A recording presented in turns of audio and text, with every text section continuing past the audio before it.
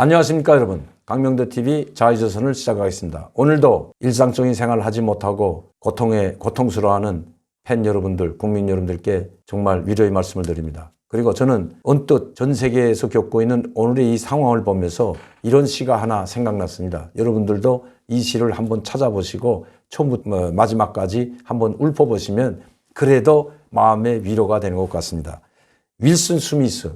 렌터 윌슨 스미스 시인이 쓴 이것 또한 지나가리라. 어떤 곳의 물결과 마음의 상처가 올지라도 그대 가슴에 대고 말하라. 이것 또한 지나가리라. 이런 내용의 시인데 여러분들도 이 시를 찾아서 한번 읊어보시면 정말 후련하게 가슴이 뻥 뚫리는 걸 느낄 겁니다. 저만 그런지 모르지만 저는 그 시를 읽으면서 마음이 찡하는 걸 느꼈습니다. 오늘은 여러분들께 미국 대통령 트럼프와 김정은이 점점 더 멀어져 가고 있다. 이런 제목을 가지고 말씀을 드리려고 합니다. 김정은은 최근 이 전 세계를 휩쓰고 있는 이 전염병 때문에 모든 것이 중지당하고 또 자기의 전략 무기를 새롭게 만든 대륙간 탄도미사일 그리고 SLBM과 같은 신형 무기들과 또 이미 새로 건조한 신형 잠수함, 대륙간 탄도미사일을 장착할 수 있는 이 잠수함을 좀 선보이고 싶었는데 모든 것이 호사로 돌아갔습니다. 그리고 온 나라 문을 꽁꽁 닫아 맸습니다. 바로 이 전염병 때문입니다. 그런데 이 전염병이 바로 김정은과 트럼프까지도 점점 멀어지게 하는 것 같습니다. 왜냐하면 회담이 다 무산됐고 또 김정은은 정면 돌파전, 자력갱생 강고분투의 혁명정신으로 우리는 우리 길 가겠다. 그것이 바로 정면 돌파입니다. 정면 돌파라는 것은 미국을 딛고 일어서겠다는 겁니다. 또 유엔 제재를 딛고 우리가 하는 방식대로 해나가겠다. 우리가 하는 방식은 바로 핵과 대륙간 탄도미사일을 우리의 주요 무기로 하고 우리 자주 국방력으로 미국과 맞서 싸우겠다는 것이 정면 돌파고 새로운 길입니다. 이미 그것은 북한에서 여러 차례 천명했기 때문에 제가 더 말씀드리지 않아도 여러분들이 잘 알 겁니다. 그러니 트럼프 대통령이야말로 김정은의 이런 정면 돌파를 달가워할 리가 없습니다. 또 트럼프 대통령은 이번에 탄핵에서도 자유로워졌습니다. 이미 탄핵이 실패했죠. 민주당 하원의원에서 통과시켰던 그 탄핵안이 바로 사원에서는 부결됐기 때문에 오히려 더 트럼프 대통령은 기가 살아가지고 금년도 대선에 질주하고 있습니다. 그리고 결집력이 더 강화됐고 공화당과 트럼프를 지지하는 결집력이 이번 하원의원의 탄핵 결의안 때문에 결의가 통과되면서 더 결집력이 강화됐고 오히려 탄탄한 지지도를 보여주고 있고 지지도가 올라가고 있다는 것이 미국에서 오는 소식입니다. 그러니 그 전에는 이 탄핵안도 그렇고 또 김정은이 도발을 하면 어떻게 될까? 미북 관계, 미북 회담이 깨지고 그것이 또다시 북한의 도발로 이어지고 핵실험과 대륙간 탄도미사일로 이어지게 된다면 탄핵안이 상원에서 아직 처리도 안 된 상태에서 그렇게 된다면 정말 그야말로 설상가상 트럼프 대통령에게는 상당한 부담으로 작용했는지도 모른다. 그러나 이제는 문제가 달라졌습니다. 시간은 트럼프 대통령 편에 섰습니다. 오히려 조급하고 다급해진 것은 김정은입니다. 왜냐하면 김정은은 정면 돌파전을 부르짖고 또 12월 25일 기점, 작년도죠. 12월 25일 기점으로 미국이 새로운 셈법을 가져오자면 그 작년도 크리스마스 명절에 선물을 보내겠다고 했습니다. 그 선물은 바로 대륙간 탄도미사일이 될 수 있고 아니면 핵 실험이 될 수도 있었지만 그렇게 호언장담해 놓고 지금 자라목이 그 갑 안으로 쑥 들어가듯이 쑥 들어가고 아무 말도 없습니다. 단지 이번 2월 8일 아니면 2월 16일 인민군 창건 기념일이나 김정일 생일 때 무력 시위를 준비하였는데 그것도 파탄이 됐습니다. 그래서 김정은은 지금 고위 외교관들을 통해서 러시아를 통해서 말을 흘리고 있습니다. 왜? 북한의 김용철이라든가 아니면 또 최선이나 이런 고위 관료들, 외교 관료들이 말하게 되면 그것을 실천해야 되는데 그것을 실천하지 않고 말로만 끝나게 되면 꼴이 우스워지기 때문입니다. 왜냐하면 북한은 말 다르고 행동 다르다. 그냥 말로만 협박을 한다. 저건 또 이번에도 말로 그칠 거다. 이런 이야기들이 계속 나오기 때문에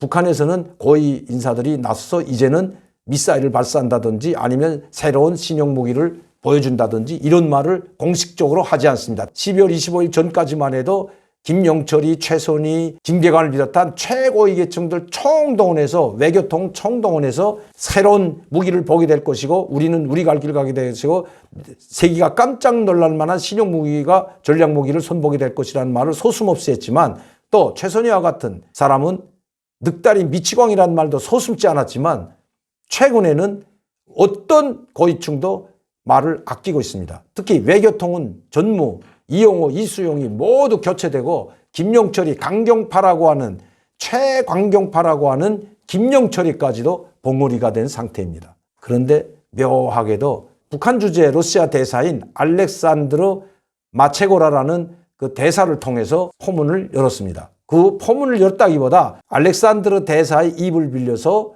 협박은 아니지만 북한의 의도를, 의중, 그리고 김정은의 의중을 내비치도록 한 것 같습니다. 왜냐하면 북한 주재 러시아 대사인 알렉산드르 마체고라 대사는 북한에서 고위층, 특히 김정은이 이야기한 것은 반드시 한다. 조만간 신형 전략 무기를 선보게 될 것이다. 이것은 오래 걸리지 않는다. 왜냐하면 이건 김정은이 말한 거고, 또 북한에 이렇게 한다고 하면 반드시 했기 때문에 아마 오래지 않아 북한의 신형 전략 무기를 보게 될 것이다. 이건 누가 한 말이냐면 작년도에 김영철이도 하고 최선희도 하고 김계관 고문도 한 이야기입니다. 그런데 금년에 들어서서는 북한에 있는 최고위층들, 또 김정은은 입을 다물고 북한 주재 러시아 대사가 이 말을, 그들의 의중과 그들의 의사를 지금 대변하고 있다는 것입니다. 왜? 뭐인가를 압박은 하긴 해야 되는데, 자기들이 압박을 하게 되면, 조만간이라는 말을 쓰게 되면, 이 조만간이라는 말은 보름 후가 될 수도 있고 한 달 후가 될 수 있다. 그러나 6개월 후를 조만간이라고는 하지 않습니다. 보통 조만간 보게 될 것이다, 조만간 만나게 될 것이다 한다면 한 달 내지 두 달입니다. 그런데 북한 고위층이, 또 북한 외교통이 그런 이야기를 하게 된다면 또 협박과 말 협박으로 끝난다고 대수롭지 않게 생각할 수 있기 때문에, 그러면 자기들의 입지가 초라해지기 때문에 주북한 러시아 대사의 입을 통해서 이런 메시지를 전달했다고 보여집니다. 그러나 제가 여러분들과 국민들과 팬 여러분들에게 항상 말씀했듯이, 김정은은 러시아 대사의 입을 빌려서 신형 새로 개발한 전략 무기를 전 세계가 보고 깜짝 놀라게 될 것이라는 이야기를 하면서 우리 정부와 또 미국을 압박하는 것입니다. 왜냐하면 제가 말씀드렸듯이 이 4월 15일이 얼마 남지 않았습니다. 이제 꼭 2달 남았습니다. 이 2달밖에 남지 않은 이 시점에서 북한이 새로운 전략 무기를 발사하게 된다면 그야말로 한반도 정세는 긴장 국면으로 접어들게 되고, 이 총선 가도가 어떤 방향으로 달려갈지 알 수 없는 그야말로 혼탁 속에 빠져들 수도 있습니다. 다시 말씀드리면 그렇게 되면 여당에게는 불리하고 야당에게 유리하기 때문입니다. 안보 문제, 국가 안보, 국민의 생명과 안전이 달린 문제이므로 이것은 그야말로 여당에게는 치명타가 될 수 있습니다. 제가 항상 말씀드리듯이 절대로 김정은은 여당이 참패하는 것을 보고만 있지 않습니다. 언젠가 제가 작년에 TV로 여러분들께 말씀드릴 때 사이버 전사들을 대거 투입해가지고 총선에 개입하라는 지시를 내렸다는 말씀을 드렸습니다. 이렇게 해놓고 미사일을 쏠 리 없습니다. 또 대륙간 탄도미사일이나 강력한 군사적 도발을 하지 않는다는 것이 북한에서 온 소식입니다. 그리고 정보입니다. 4월 15일까지는 전략 무기를 선보이지 않을 것입니다.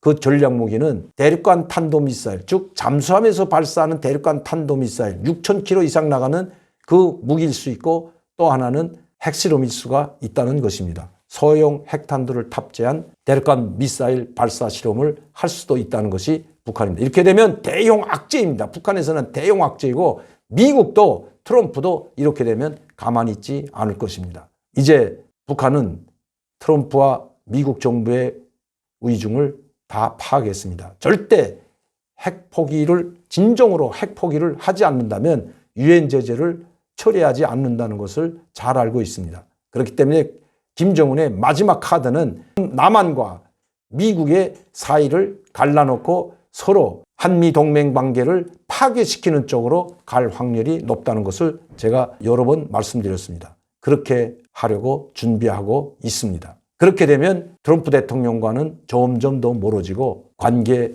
회복을 할 수 없는 상황까지도 가게 될 것은 불보듯 명백합니다. 지금도 트럼프 대통령은 김정은을 이미 멀리하고 있습니다.